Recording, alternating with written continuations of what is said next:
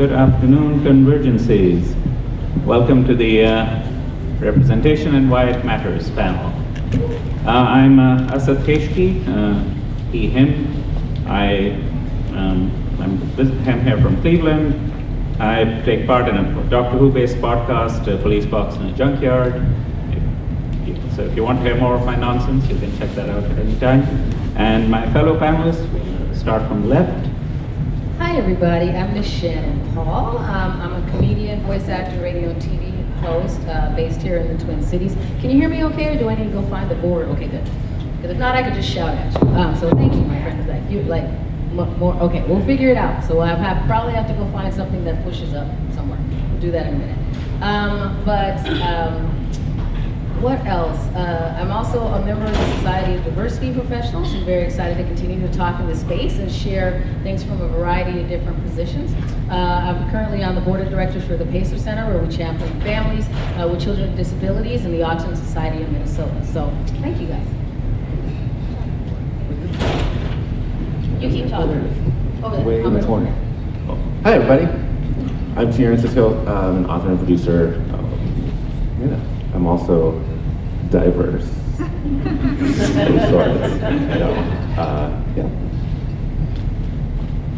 My name, is this coming on at all? Yeah, I hear you. Everybody keep talking. Okay. Oh, now it sounds like it's working. Excellent. Better? Yes. My name is Eiryn. I don't have anywhere near as interesting credentials as any of the other people up here, but I am queer and I am disabled and have a lot of lived experience with that. So that's what I'll be talking about. Hello, my name is Christina, or Chris. I'm best known as CM Alongi. I'm an author and content creator of science fiction and fantasy. My debut novel, Citadel, which is science fiction, came out last year and was nominated for a Minnesota Book Award. I have another dark fantasy novel coming out next year, and I am on TikTok. I run the series Cafe Latte, spelled F-A-E. It's a cafe run by fairies. Not just talking to this. Oh yes, I can even hear myself. Good. The DJ and podcaster touched the soundboard. Good for me. Yes. Okay, so this is a pretty important, relevant topic, and nicely Convergence always has some panels related to this. Usually what I like to do is maybe for the first half hour or so, the panelists, we can discuss, answer questions, give our thoughts, and for the second half we can open it up to audience questions and thoughts and comments. So let's start with, how would you define representation, and why do you think it's an important thing to discuss? Start from the left again. Oh, well, I mean, when I'm looking at the concept of representation, for me, it's seeing enough variety of different things that I feel like every character has a chance to showcase, and just showcase a variety of things that we have in our universe as creatives. So it's not always a matter of, do we have this one particular token character that's doing this one particular trope? For me, it's more of, does this really represent a broad swash of what could happen in a creative universe? And so that's what I feel is important as far as representation. So being able to go, well, if it can be a full spectrum of different things and sizes in this cast, is it doing that? So I define representation as reflection, in that whether it's a singular character, a group of characters, a situation, is it a reflection of something based in reality, even if it's a nonfiction work, which is obviously a retelling or reimagining of something that has happened, or a fictional work, of course, with a created world, and it's all make-believe. Are the characters, are the settings, are the emotions, the interactions, the behaviors, are they reflecting something based in reality? And then, of course, in the broader scope, is it a broad enough reflection? Is the mirror big enough? Yeah, that's pretty much, are we reflecting people? Can a large group of people look at this media, look at this content, and see something relatable, or is it just a narrow spectrum? Because it's so much easier when it is reflective of, like, a lot of people in there are different. Everyone is different in the story in some way. And it's more interesting. It's nice to see yourself reflected, and I think it's more interesting to see a wider variety of other people reflected. So. I've never had to actually define it before. This is interesting. Sorry. So I guess I always think of it kind of as one thing that always comes to mind is like, because we all want to see ourselves in media, and so when I think of representation in media, I always think of, myself and those who don't usually have that, getting the chance to have that. You mentioned mirrors and being able to see ourselves, and the question is that mirror tarnished or warped? Is it one of those funhouse mirrors that doesn't actually show you anything properly? And then I also think about the people who are used to seeing themselves but aren't used to seeing others represented in media, and how that mirror might be the only way that they know to connect with certain identities. And if it's a funhouse mirror, we're going to have problems. So, and people may not have a specific answer for this, but was there any particular time that you suddenly noticed that, hey, maybe I'm not being represented in the media that I'm consuming? Or maybe there was some specific episode or character that you saw and suddenly said that, oh, just a minute, that one is representing me. So let's start from the right this time. Throwing me under the bus. Sorry. So one of the reasons I started writing back when I was in middle school, I've always had a love for writing, but I noticed very early on that there's not a whole lot of great women representation out there. I saw a lot of Sleeping Beauties and Snow Whites when I wanted to see more Ripley from Alien and Mulan. So that was one of the driving forces when I started writing, was I want to see more of the media that I want to write the media that I want to consume. And then as I grew older, I realized I was queer, aromantic, asexual, and it's a lot harder to find that type of representation than it is to find women. We've gotten better at writing women, but anytime there's an aromantic and or asexual character, especially in fantasy or sci-fi, they're usually a robot or some non-human entity. Because obviously the one thing that makes us all human is the urge to have sex with each other, I guess. Nobody tell every other species with a spinal cord. And then also I am a Nichiren Buddhist. I've been practicing that for 13 years now. And I don't ever see that representation represented in media either. It's always a broad Buddhism rather than that specific type of Buddhism, and it's always a spin-off of Zen, and usually inaccurate too. So that's what I've been seeing more of. I'm really happy when I see great women representation, like when Black Panther came out. That's still my favorite Marvel movie and one of my favorite superhero movies. Wonder Woman, not as good as Black Panther, but still quite good.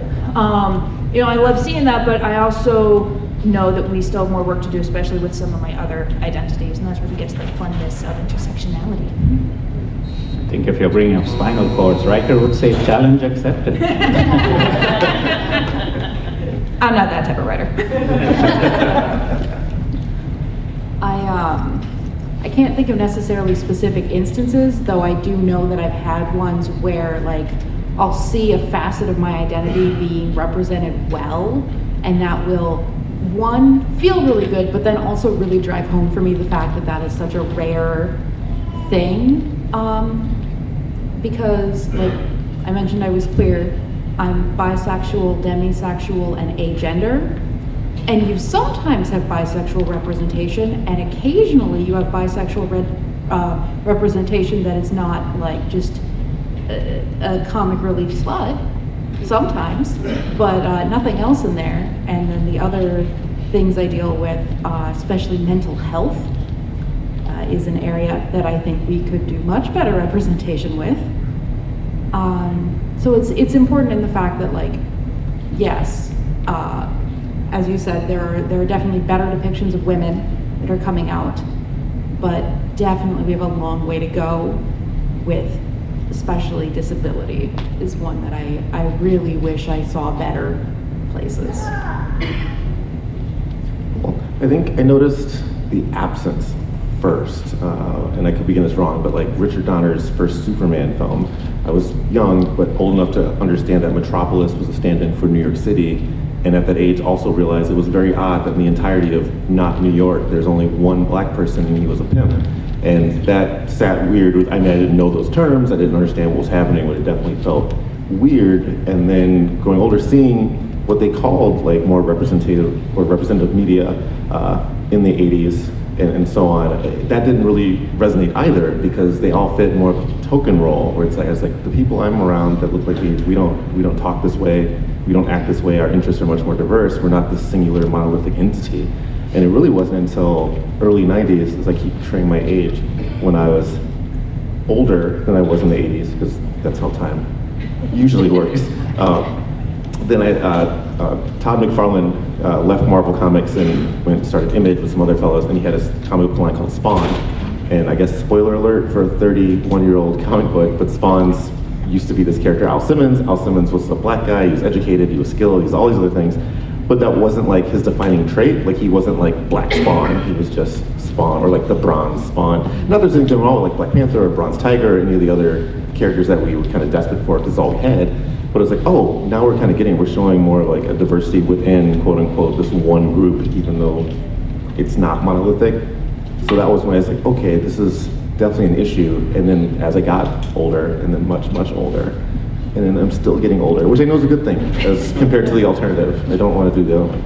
But we are getting a little bit better, I think, and it's just coming from weird places, and it seems to be starting kind of from the ground up, like the big studios and big publishers aren't pushing out as, I'm not seeing as much from them in this quote unquote mainstream medias, not in like a right-wing way. And no offense if you're right-wing. Actually, no, fuck you. All offense if you're right. Taylor always chooses violence. Like, why did we choose violence so early in the afternoon? Only with certain things. Okay. Hey, we held up for a whole 24 hours. Yeah. So like, mindless behavior. Yes. But it does seem to get better, and it does seem like maybe it's because we have more avenues and more access, because independent creators have access to wider audiences, and there's, I mean, the internet came along when I was of another age, and like that definitely opened doors for certain things. And it does seem to be getting better, but it's more like baby steps forward. Like we're facing the right direction, we just need to kind of keep going.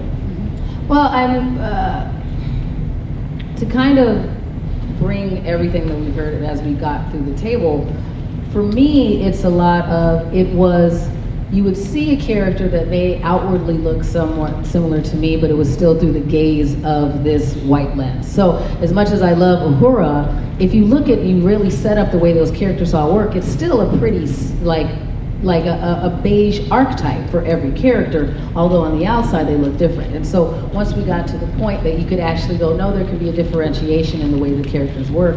And for me, as someone who read a lot of comic books, and I'm glad you brought up Spawn, it was very difficult, especially to find like a black female who was like an American character that did anything. Everybody was African. I'm like, I'm not African. They're dope, love Storm, love all these things, but there wasn't a character that came from a similar background. So now that there can be a variety of characters, because I remember why I was so excited once I started reading about Misty Knight in the crowd, because I'm like, oh, at least and they did her dirty in the comics, that's fine, you know, kind of thing. Brainwashing sucks. But spoiler alert, you guys probably didn't read this comic, but you should, she's pretty dope. But that's when I was like, okay, no, it didn't come from this position of negativity, or everybody lived in the ghetto, or everybody lived here. They might have had a difficult upbringing, but there was a variety of ways that was showcased. And so that is what I was waiting for, is to be able to go, no, I can see this additional character that I could have a commonality with, instead of going, oh, well, it's always this same lens. And it was this exotic nature of all of the female black characters and those things, and that was part of it, is that, oh no, we were like not only magical, the most magical and the most mystical. And I appreciate the fantasy of it, but it didn't really give me that license to go, oh no, I really see myself in this character. So we've heard the term a couple of times. Does anybody want to elaborate further or have any further discussion about tokenism? Well, I mean, can we start down here? Because the only reason I say we'll start down here is because I think part of that side of the table was saying, well, you don't see it at all, so they're not even making token characters yet. And so we're going, this token character has been created, and then when we go, well, we can do better, then we go, now you're complaining and we're not going to do it at all. And that's always the fine line that I feel when you do have certain characters that are offered up to you as a diversification sacrifice. Like, look, we made one, you need to go away and everything's fine. Look, you have one. You have one that shows body diversity, neurodiversity, neurochallenge. You have one character. Now, whether it's a correct representation or an incredibly tropized minimal representation, it's almost like they go, well, we've given this to you. Be grateful for it. Even if it's spoiled and covered in fungus and rotten, but we're supposed to be so grateful that now we are being showcased, even if we're a punchline, you know, or a problem. And I choose to push at, go, no, do better, and do better. And like, no, that's not the right character. It's like, well, we gave you one, so now we're not gonna do any more. Oh yeah. Oh, catch you quick. There we go. Tokenism is like a representation without reflection. So like, if everyone here, like, show of hands, ooh, audience participation, who likes cake? Right. So if I'm like, oh my God, everyone likes cake. Okay, I'm gonna go over to Target to the toy aisle and grab a Squishable cake and then give it to you. Now you have cake. Yeah, by definition, I have given you cake. And you said you like cake, so you have to take that cake and be satisfied. But we all know that's not really cake. That's like the appearance of a cake without the flour and the eggs and the sugar and the chocolate. And I should probably get something to eat before I go on panel. Hey, you can still technically eat the toy cake. Yeah. You're gonna go to the hospital afterwards. Yes, it's not going to be as satisfying. Right. And that's a lot of what the representation, whether it's literature, media, films, those kind of things, it's sort of like you have this appearance of Yes. a non-status quo, non-global minority character, but really it's just sort of this facade, this effigy of something that they could easily flesh out, but instead they're giving us squishimals. Yeah. As a reminder, not just eat, please stay hydrated. Well, and then sometimes when you have tokenism character, depending on like what we're dealing with, sometimes they have given you cake, but it is poison cake. Because tokenism can a lot of times be used to reinforce stereotypes. The thing that pops to mind for me the most that is when you're talking about characters with mental health issues who just make things a lot worse for people who are actually trying to deal with those, who are not, you know, crazy people who can at any moment decide they're going to just go and try and kill as many people as possible, or whatever else we're going to do with crazy people in the media. So that's kind of slightly more extreme, but that's tokenism has that effect of it can just poison the well. Because if everybody who's not in that kind of community and doesn't see that kind of community, it's like, oh, I've seen this one character played again and again and again, and I've decided that that's what Black people are, or whatever. Well, and just to dovetail onto what you're saying, I think it's similar to where we create a vision of what a villain is, and it's someone with a scar, and then we go and then we don't think about how that might be affecting people who are in that situation. And now we've created, again, as you're saying, a poison situation that's now harming these people, but since they weren't included in the creation of the work, when they see themselves, they only see themselves as that. That happened with queer coding, definitely as well too, where it was just the only way that you could sort of slip queer representation into things is if you made it villainous. So, yeah. When it comes to the token girl, my mom and I like to call her the lone vagina. So, like, it's, you know, it's one of those things where, like, you're very correct. And I think one of the main issues with tokenism and why it's such a problem is that their whole existence isn't just for the diversity points. They are a prop for the more mainstream character. They're the gay best friend of the cis het woman. They are the sassy black friend or spicy Latina friend of the white person. They, you know, their whole existence is to be a cheerleader, you know, the magical Negro trope or the whatever. It's all to boost and promote the mainstream character, the more mainstream character.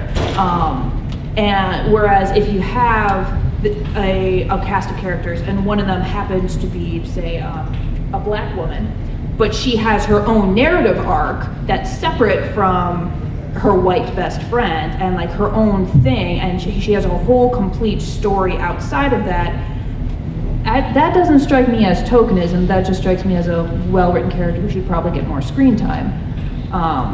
I think that's the difference, and why, and the problem with tokenism is that the character is not treated like a character; they're treated like a prop. So, I was just going to piggyback, like, yes, and both CM Alongi, if you haven't read her stuff, she told me it's amazing. And then Miss Shannan, who is, come on, please. But no, like the dangers of tokenism because of the association. So there's that term parasocial relationships, which is where you create attachments to fictional characters and situations. And like that works both directions because if all you see is negative, then you're going to associate that in the real world. I mean, we had to change phone numbers in movies to 555 because people would go home and try and call them. So if all you see for 70 years is like black and brown is bad, women are prizes without agency, that way with the geek beats the jock, now I get to take his girlfriend. Like, that's how it's going to at least influence and impact how you actually see actual black and brown people, actual non-male people in the real world, because humans are simple creatures. And also affect how you feel about yourself. Right. If every mirror that exists in fiction is a funhouse mirror, and it's the only way you see yourself, it's not great for your self-esteem. So I think examples are nice to help to cement ideas into place. So let's look at something positive, some examples of good and hopefully people have got examples of good representation. If whoever wants to start. Expected me to prepare for a I know, right? Oh my God. I thought we'll stay in the last 5 to 10 years because I do think that there have been some really quality shifts in the way that things were beginning to move in that direction. So we've already talked about Black Panther, and I'll bring that up again because that to me felt like one of the films that was completely black and female driven without having to say this is a black female driven film. And that we had the Dora Milaje and they were just organically amazing and badass without saying. And then he had an all-female cadre of protectors, and they came out and they were just amazing. And so maybe in the comic they would have made it trash, but in the film, it was, these things just happen and these people just exist, and you got to see all these different layers of not only skin tone and all of the things that we try to shy away from when we get into the land of negative colorism. We got into this thing, but you could see them even disagreeing because there were enough different characters to go, here's how this family would be torn apart if this happened. Here's the strife that would happen between these different, they're in the same, they're walking distance from one another, but they're still very different human beings. So I'll use that as a good example. And then, you know, just because Taylor and I ended up on a lot of blaxploitation panels, we're both like blaxploitation fans of that genre. So if you want to go down a well and talk about those films, we will. But I brought up on a panel yesterday, they cloned Tyrone, which I do think also has, it's funny, it's charming, it's appropriately violent, it's weird underground tech, there's all this stuff going on, and I really like the performances. But again, you can see a variety of different things that are going on. And yes, it's and I bring up blaxploitation because it was very much, you know, I think we could shoot back to that and go, well, we're really showcasing what would happen in this particular variety of black community, here's what would happen, which is part of what I think is important about the blaxploitation definition. But you can also see that even within that block, that area, that community, there's still a wide variety of different human beings that are in there, even though they're in the same general bucket and lens.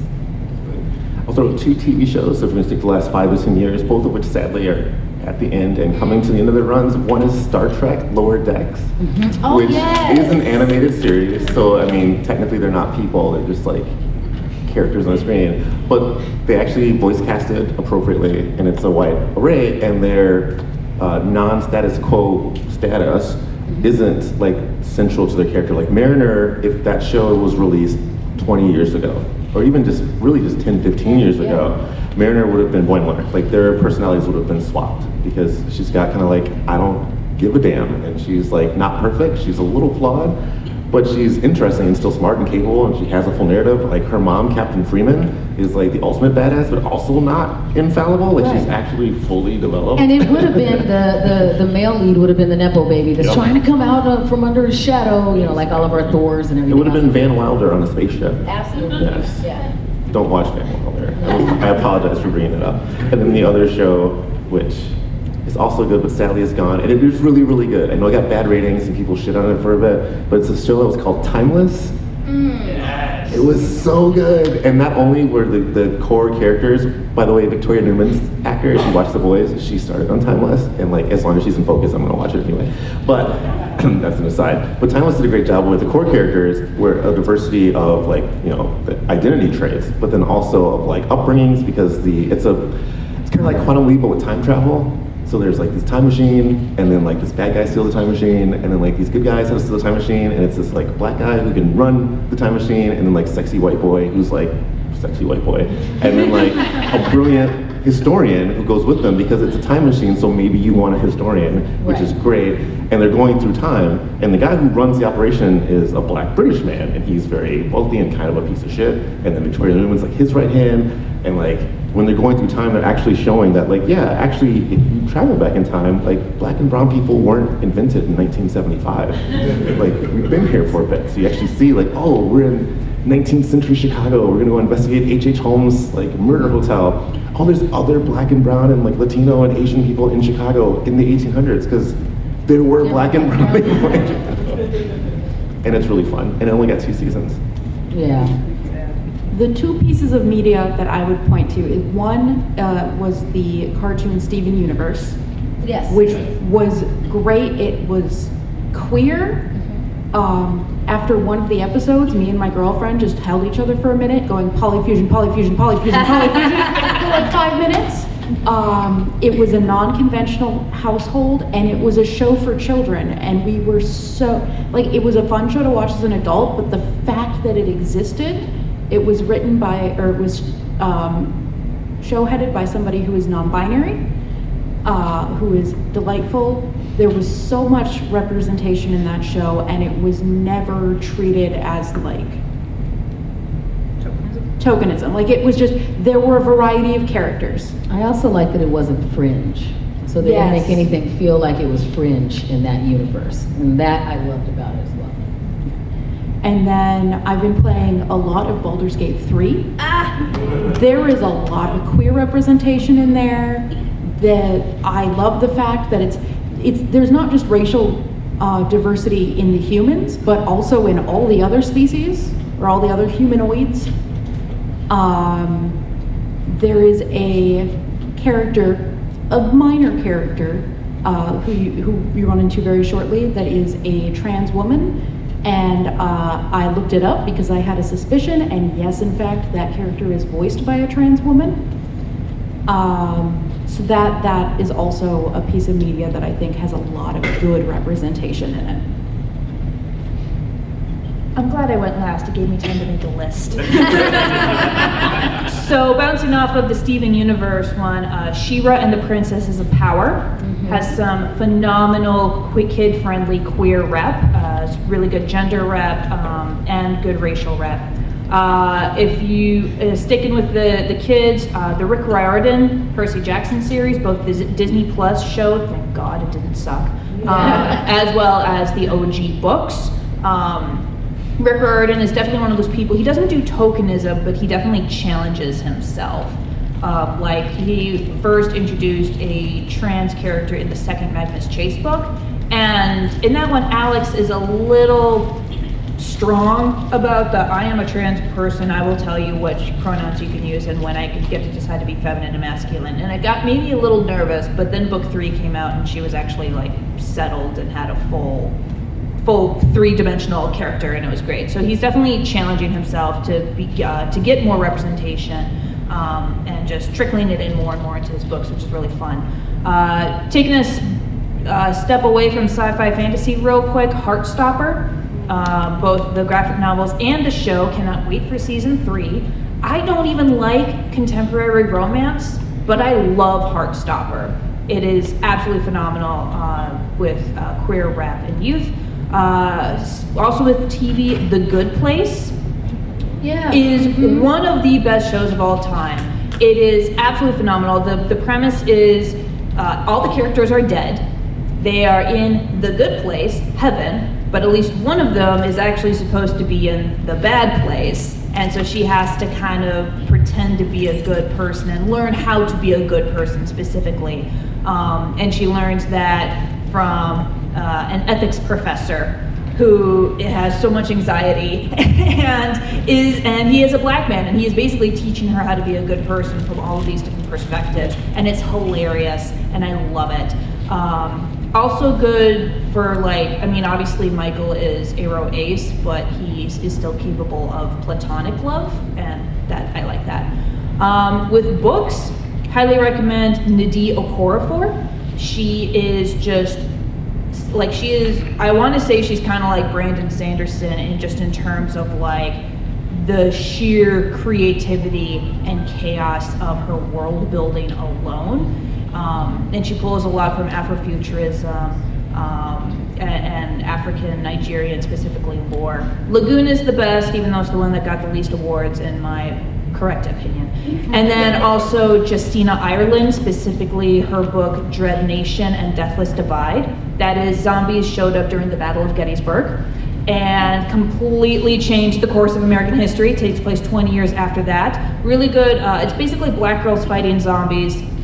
But I love it because, one, it's as historically accurate as zombies in the Reconstruction era can possibly be. I'm a history nerd. I have a bachelor's in history, so that's why I usually can't do historical fiction, but I love the way she did this. Really good mental health representation. One of the characters, we get her point of view in book 2, Deathless Divide, and she has anxiety. The word anxiety never appears, but it's just her panic attacks are just on point. And is also the best representation of aromantic asexuality that I have seen written down. And again, those words are never spoken, but it's described in such a way that I'm like, yep. Those books are incredible. I'm sure I'll think of more as soon as this panel is done, but those are what has come to mind with this panel. But I love that one of the things that we can say is it just happened, but we didn't have to use the words. And so that's usually what I'm also looking for too, is that you're like, okay, neat, this is just happening. I just get to see this, I get to experience it, it gets to wash over me, versus them going, and here's when this character does this, and they put a t-shirt on them and they like make it like paraded out, like look what we did, versus doing it so well and so organically that character gets to just live in that space for me. That's what I look for, or as far as the challenge of having representation get better and broader, is that I look for a character just being able to exist fully formed as whatever that character is, and have all those layers that we have as human beings who are also onions, and you have to peel us apart. So I would hope that we continue to be able to get farther into that, where you know what it is, because people who have lived that can see themselves in it, but they don't have to actually put like a big giant, there's no spotlight. There's no spotlight. It's just organically. Catherine is the Aero Ace woman in the 19th century, and she's put in these positions because she's very beautiful. Mm-hmm. So her friend, who I forgot the main character, is also bi in Deathless Divide and Dread Nation. So they come up with this plan, like, okay, Catherine, you're gonna have to seduce the male character, and she's like, what? And you're like, if you're pretty, it'll be fine. You're a gorgeous girl. And she's like, I don't deal with that. I don't like doing that. I don't want that type of attention. And so it's really great. So it's like a bit of conflict, but it's very organically done. And then later in the second book, someone's tried to flirt with her. Because again, a woman, 19th century, she must be married if she's to be taken care of. And she's just like, no. Go. Also forgot, Dealing in Dreams by Lilian Rivera. That's a Latina author, post-apocalyptic, matriarchal society, also good queer rep. I will say on that though, it is sometimes nice for at least some of it to be said out loud, because, and I think this is more with queer representation and then sometimes with disabled representation, because I remember I was reading the book, it's a Tamara Pierce book in the Circle universe, but one of the books where they casually mention, hey, they were talking about their friend who everyone, including their friend, just found out they were a lesbian. And somebody was like, well, maybe she thought she was like, this adult in our life who likes both men and women. And I was like, I was so happy it got said on the page that this person, like, they didn't have to say bisexual, because it's a fantasy book and they didn't seem to have that term there. But the fact that they did have someone on the page in a way that was not like a big, I'm wearing a label now that says this, but in kind of like a, let's acknowledge and not just have it be in the background and there, if you think about it, which is having, it's like, yeah. Well, and it's also interesting, like, because I never got into the show Wednesday, but I am on the internet, so I did see the blow up. And someone pointed out how, Wednesday Addams is coded as autistic, but it's never said in the show. And anytime, in this person's experience, anytime they said, yeah, Wednesday is autistic, that's why I like her so much, because I am also autistic, they would get so much pushback from other fans who were just like, no, she's just weird, she's just quirky. Like, they did not want the autistic label on her, which just struck me as so bizarre, because what does it matter? She's still Wednesday Addams, whether you give her that word or not. It doesn't change her. And there's this great relief I've noticed in the community being mentioned, while at the same time there's also this sense of alienation, purely in the minds of those who do not share that label, that identity, because like it feels almost like they're like, oh, well, that's not for me anymore. If there's a neurotypical, is more likely, in my experience, to go, oh, this is an autistic character, I want nothing, it's not for me anymore, it's nothing to do with me. But then they expect us, they expect, I shouldn't say us, because I am neurotypical, but queer characters, I should say. Cisheads will mostly be like, that's a queer character, I want nothing to do with it, they don't represent me, even though the character personalities might be very similar. But then they expect the queer community to be fine with the lack of representation in more mainstream media. I don't know if I'm saying this right. No, but I understand. I think you are. Okay. But sometimes things make perfect sense up here, and then I try to make words go, and they don't. But that's what we hear a lot, and I'll get out of your way in a second, Trey. I apologize. I'll use this as an example. So when Black Panther came out, a friend of mine who happens to be a cisgender white dude was all like, well, they didn't have enough white wolf in it, like the secondary character that's on that. And I'm like, so that's the whole reason that you want to give this movie a C+, is that for once in most of your adult life, you weren't immediately mirrored, and now you just can't. And I'm like, that to me is a good example of what most of us have been doing in other situations, because we have been able to imagine ourselves into these worlds even though we were not particularly showcased with that. And that's what we grew up doing and got very accomplished at it. And I think why a lot of us are so excited that we have these characters that are closer towards being fully formed, wonderful characters and multi-dimensional characters and layered and all of these things, because we didn't have it, and we had to get accustomed to, well, this is better than nothing, and now I think we are expecting and pushing for more,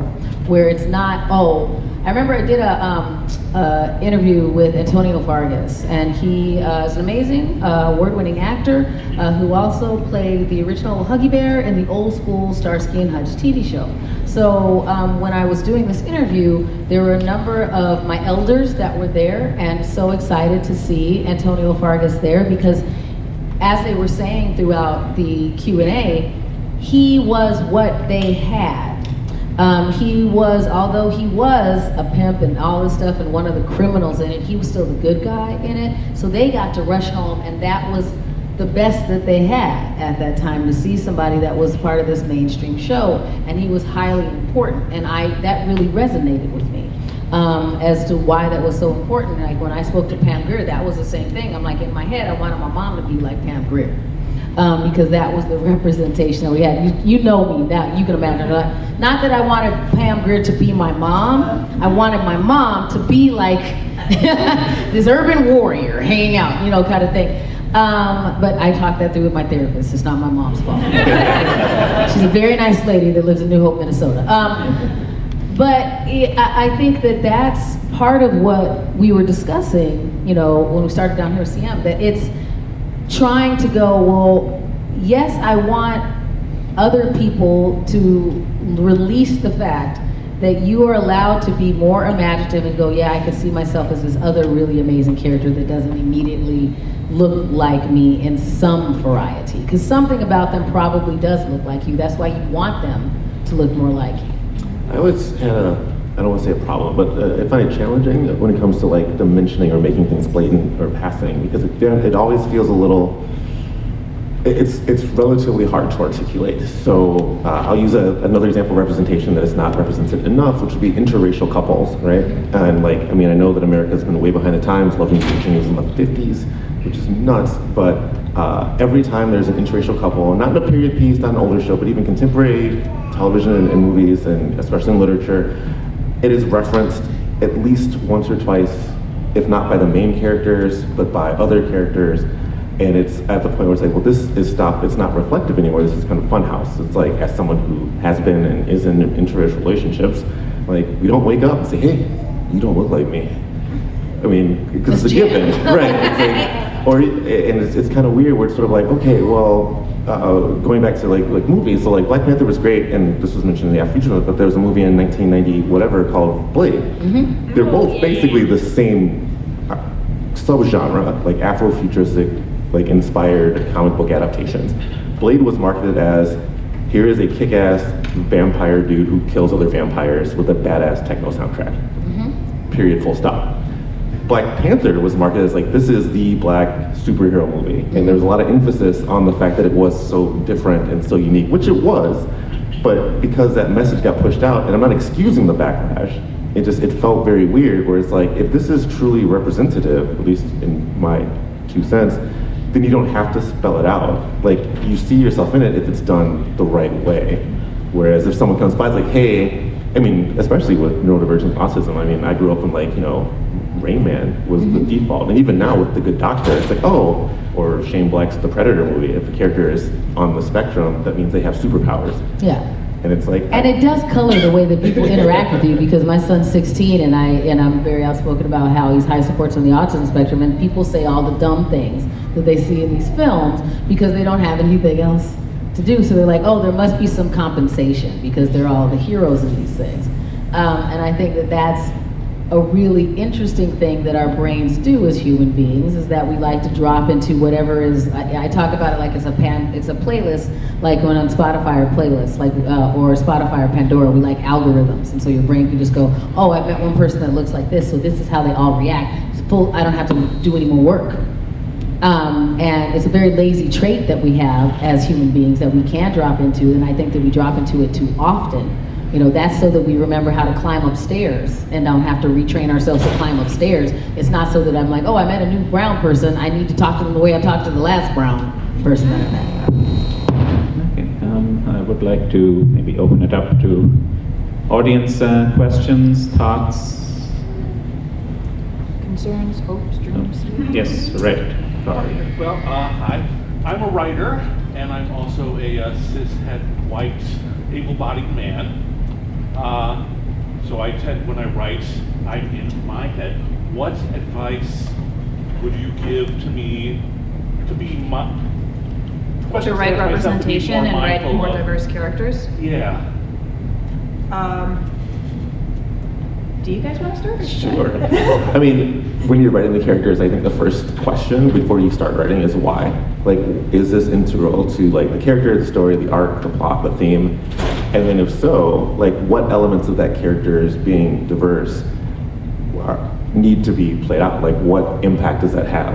I mean, Jay Gatsby was passing. He was a black dude, and that was F. Scott, that was Zelda Fitzgerald with F. Scott stealing her stuff. But like, that didn't really impact because the fact that he was passing or the character was passing was just sort of like a side note. It was more important to talk about how Nick Carraway is a piece of shit and everyone in New York City is kind of garbage. I don't know if you, sorry, spoiler for The Great Gatsby.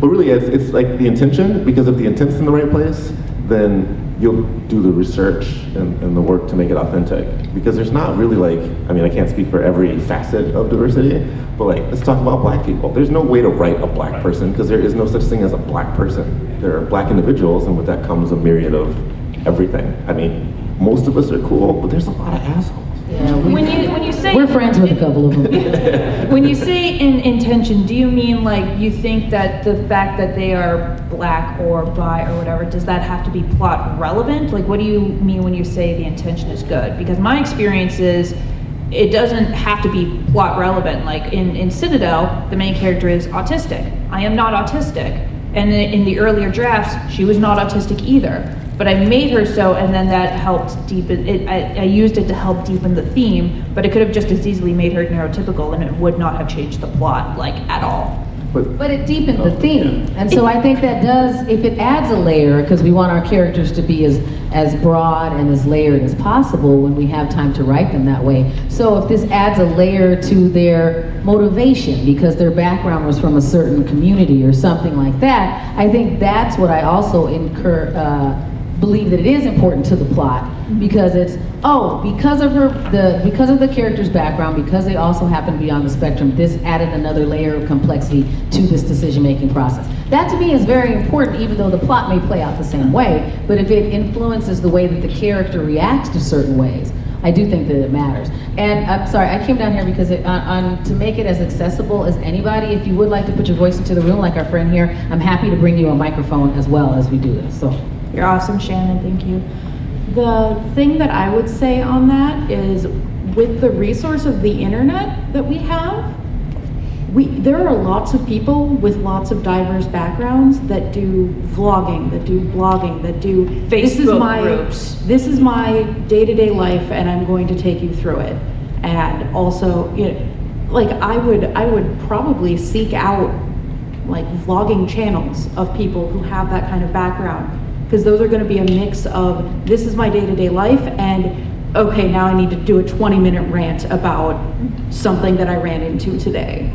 But I would also encourage you to then contact them and use them as advisors versus trying to like cheat code off of whatever it is they're doing organically. Yeah. I would definitely say do not just try and copy paste that specific person's, but try and look at, because they're probably going to be talking about it, how that aspect affects their life and affects ways that they deal with reality. And it's garlic, not gravy, right? Like, you want just enough. Because like you and I, we're probably not super similar, but we're probably more similar than not. Like when you woke up, did you brush your teeth this morning? Me too. And me too. But I didn't like bit of black hesitation brush my there, teeth. buddy.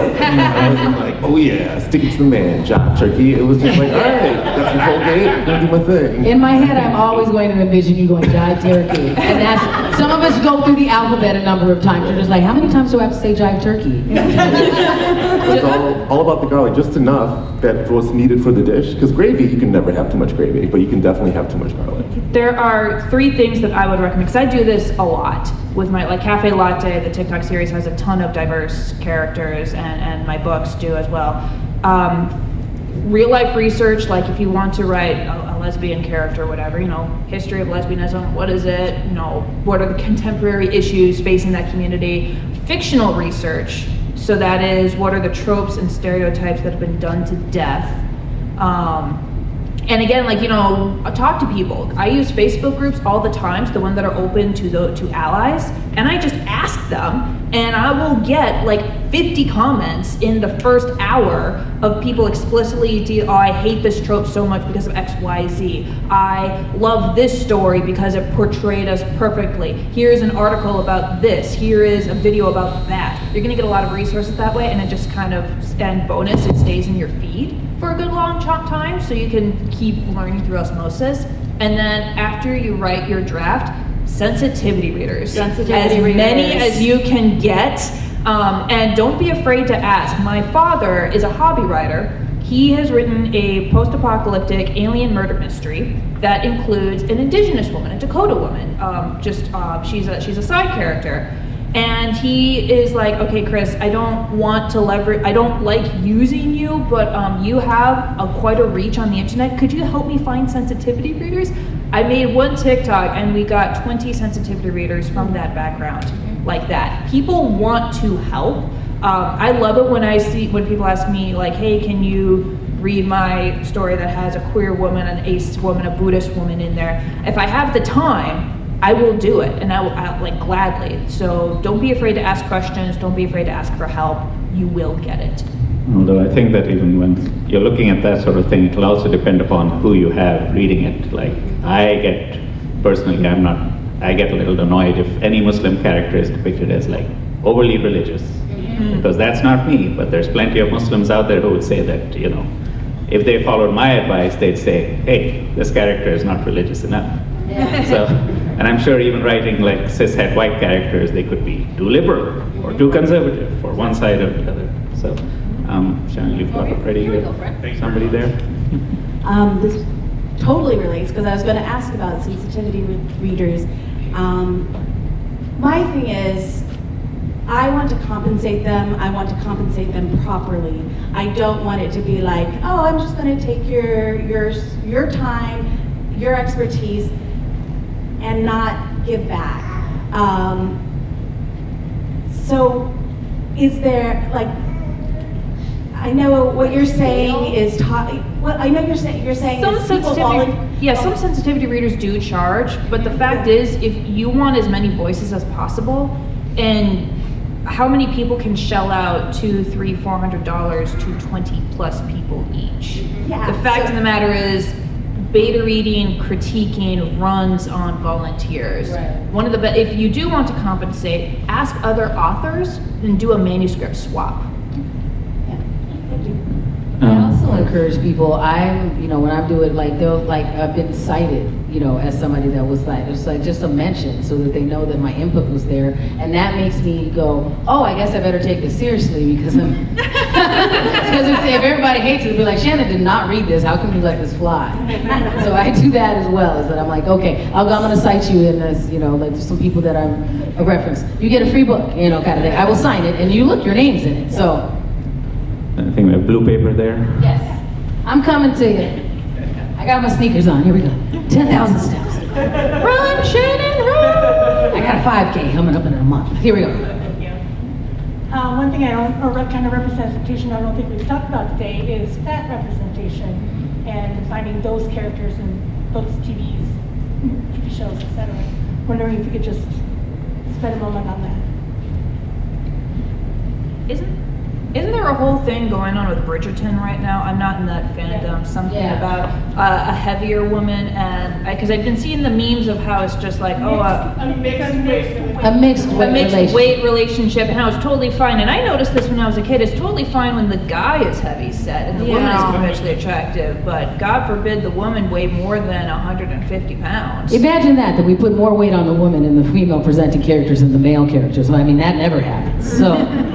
I mean, it does seem that is always the last demographic or descriptor to come along. I mean, we've had some, like I want to say Shrill was a Hulu series with Amy Bryant, I want to say her last name was. She was an SNL player for a while, and that was okay.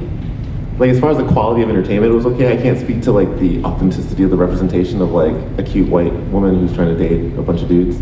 I've never been a cute white woman to try to date a bunch of dudes, but But then we had like, when we have like This Is Us and those things. So it is still one of those last bastions of, well, this is still fair game, that we can do this. And I think it's interesting that society has so pushed back, and here's what this archetype is for body diversity, that even there was a story out recently, and I just forgot his name, but he had gained some weight for a role, and then he decided that he wanted to lose some weight because he was having, for him, some health challenges. So he's like, I'm gonna lose some of this weight. And so everybody's on him because they're like, you must be on Ozempic, you must be this, and they're just all in his business. He's like, I started intermittent fasting, I just needed to do it for me. But then because of the kind of roles he was taking, is Kristen Dunst's husband, I can't remember his name right now. But he was almost like he had to convince a director to allow him to play it at his current weight and not gain the 60 pounds that they wanted him to gain. So he's like, no, the character's supposed to look like this. And so it really seems to be one of those still lands of you can't win. Instead of hiring an actor who is that way. Correct. Yeah. Like Chris, the guy who played Thor, he's super fit. Hemsworth. Hemsworth. Yeah, thank you.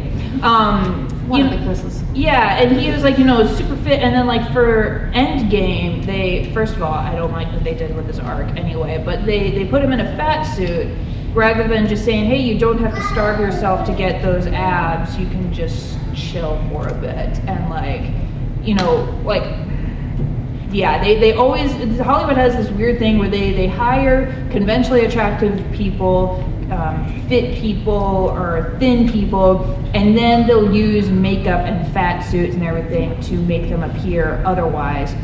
And I feel like you could just skip a couple of those steps. Yeah. Or worse, they'll just hire conventionally attractive or fit or whatever people and then pretend in this weird universe.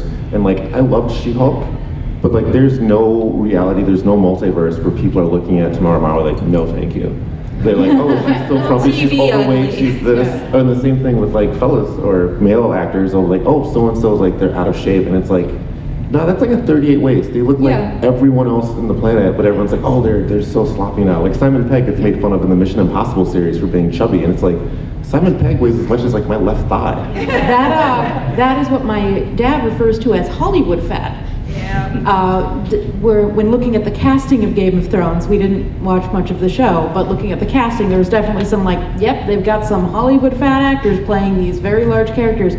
I think with weight, there's this extremely unfortunate thing that as a society where we link weight to health, and therefore it gets linked to, there's like a morality that's there where we feel like, no, it's fair game because that is a person who's not taking care of themselves.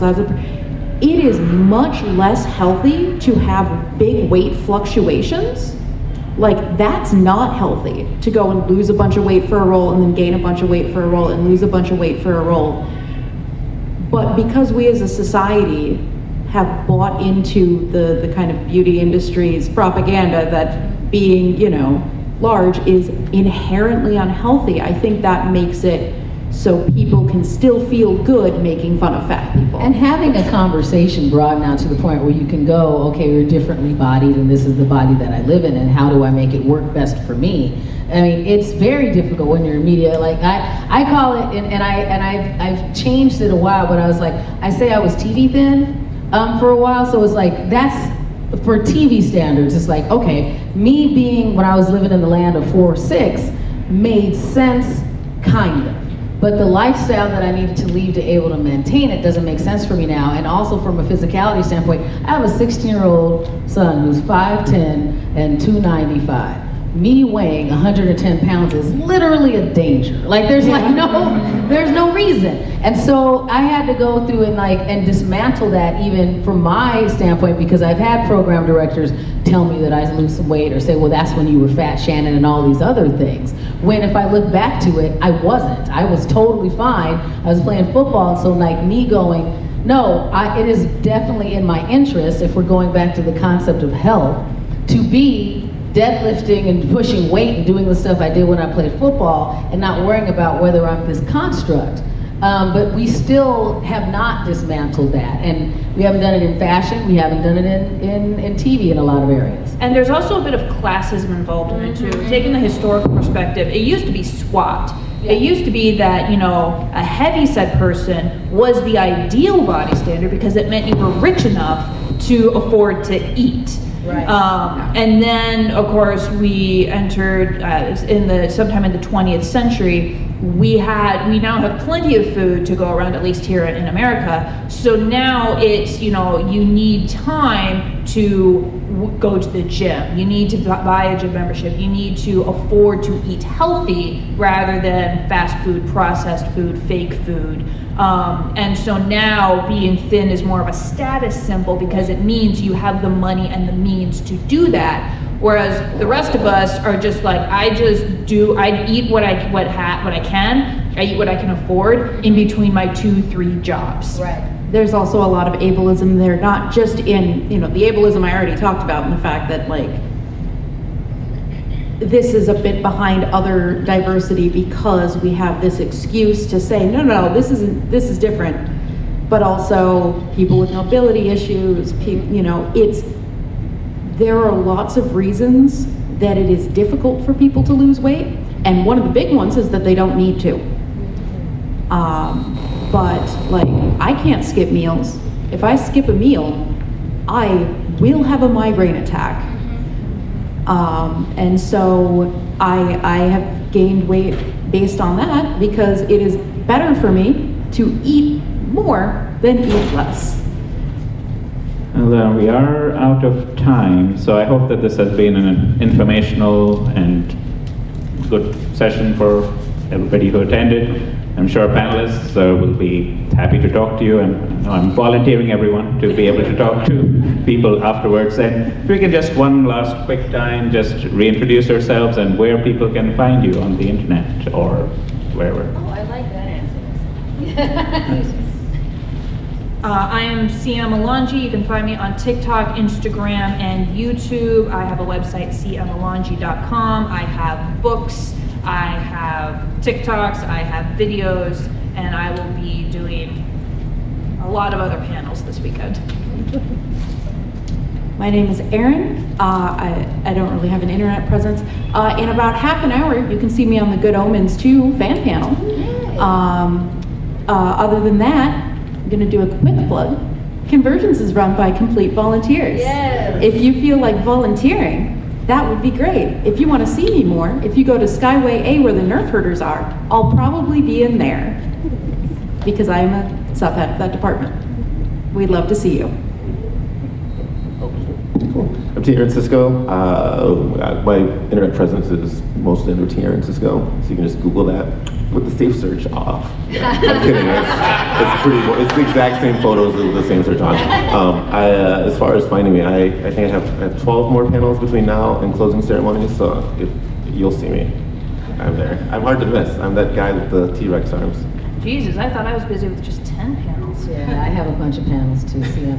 And I'm happy to be here. So I'm very happy to be here. And I'll kind of end on this, that when they asked me to be a guest of honor, and I found out that this was the theme, our inclusion year, as someone who's been attending this con for over a decade, I was quite honored that this was the year, because this space is important to me, and the fact that we've done a great deal of work within this space in CONvergence to be able to continue to have these conversations, and the fact that so many of you here joining us to be part of this topic means the world to a number of us. So thank you very much for being interested in this and working on all of this.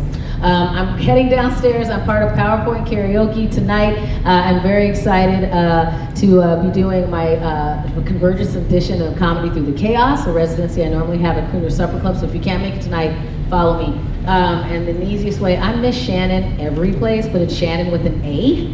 So if you look for Miss Shannan with all the S's and 2 A's and no O's, then you'll find me. So. And I'm Assad, Khaishgi, Police Box in a Junkyard podcast, and just 2 panels tomorrow, here in New Trek and Evolution of Doctor Who. So thank you very much, and everybody have a great rest of the weekend.